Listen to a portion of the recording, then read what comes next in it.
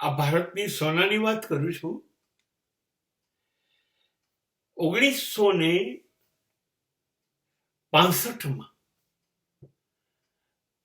મારી માતા અને મારી દાદી 200 રૂપિયે તોલો સોનું ખરીદતી. 200 રૂપિયે તોલો, 200 રૂપિયાનું એક તોલો એટલે 10 ગ્રામ ખરીદતી આ ભારતમાં. અને આજે આપણે 2024માં 80,000 જોઈ રહ્યા છે. મને પાક્કું યાદ છે, હું કોલેજમાં આવ્યો ત્યારે હું રિક્ષા ચલાવતો અમદાવાદમાં, અને ત્યારે રિક્ષામાં પેટ્રોલ પુરાવવાનું હતું. 1 લીટરના 4 રૂપિયા. 1976 ની વાત કરું. 4 રૂપિયા લીટર પેટ્રોલ હતું. એટલે 10 રૂપિયાનું પેટ્રોલ હું પુરાવું તો સાંજ સુધી ચાલે. આજે આપણે લગભગ 100 રૂપિયા પેટ્રોલે પહોંચી ગયા. મને પાક્કું યાદ છે કે 15 રૂપિયાના 5 કિલો બટાકા અને 20 રૂપિયાના 10 કિલો રીંગણમાં હતા. આ શાકભાજીની સ્થિતિ હતી.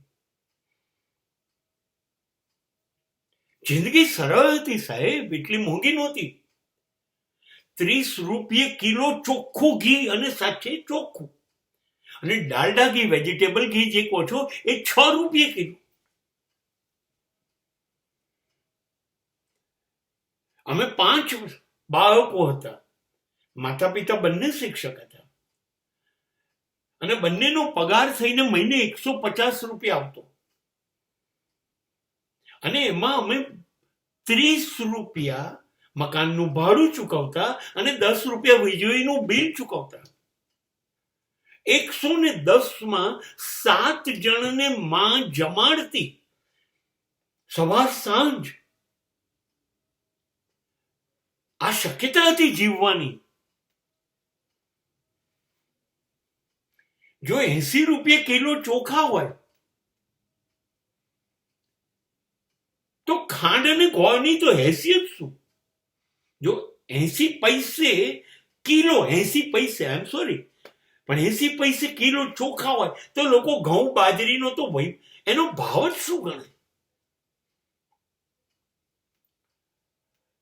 રોટી કપડા મકાનની અંદર મને પ્રેમનાથનું ગીત ખબર છે, મુઠ્ઠી में पैसे लेकर जाते थे और थैले में चीजें भर के आते थे. અને આજે થેલા ભરીને પૈસા લઈને જાઓ. 80,000 રૂપિયાનો થેલો ભરીને જાઓ ને ત્યારે 10 ગ્રામ 1 તોલો સોનું આવે. ચોખ્ખું ઘી કહે છે 800 રૂપિયે પણ મિક્સ. કોઈ ખાતરી નહીં એમાંથી ડુક્કરની ભૂંડની ચરબી નીકળે તો. 110 રૂપિયામાં 7 જણા 2 ટાઈમ જમતા હતા. આજે પતિ પત્ની અને 2 જ બાળકો હોય તો 20,000 રૂપિયામાં જીવી શકાય સ્થિતિ નથી.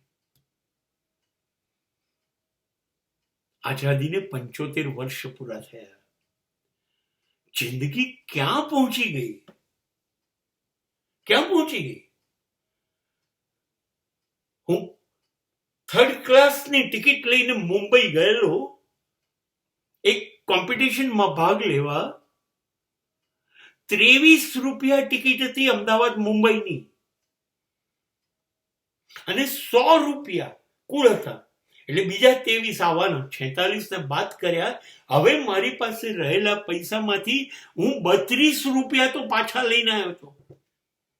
કેમ કે જે ધર્મશાળામાં ઉતર્યો તો એને 24 કલાકનું ભાડું 2 રૂપિયા હતું. 75 વર્ષમાં દેશને ક્યાં આપણે લઈ ગયા?